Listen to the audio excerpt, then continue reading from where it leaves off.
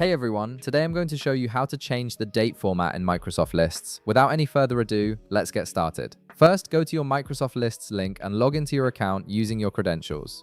Once you're logged in and can see your dashboard, click on the list where you want to modify the date format. This will open up your list and display all the columns and items you've created. Now, locate the date column you want to adjust. This is typically labeled with something like due date, start date, or whatever custom name you've given it. The date column contains all your date entries and is what we'll be formatting in this tutorial.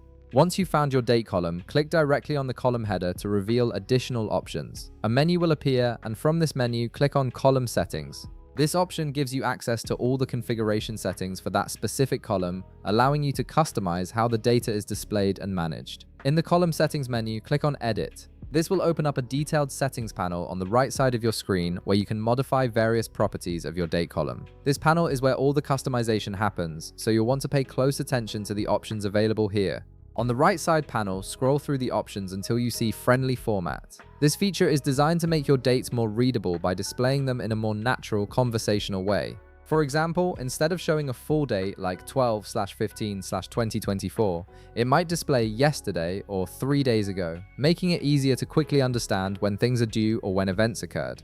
To enable this feature, simply click the toggle button located directly under Friendly Format. When you activate this toggle, your date column will automatically start displaying dates in a more user-friendly format. This is particularly useful when you're working with deadlines or tracking project timelines, as it provides immediate context without having to calculate how far away a date is. And that's it, you've successfully changed your date format to a friendly, easy-to-read style in Microsoft Lists. If this video helped you out, be sure to leave a like, subscribe, and I'll see you in the next one.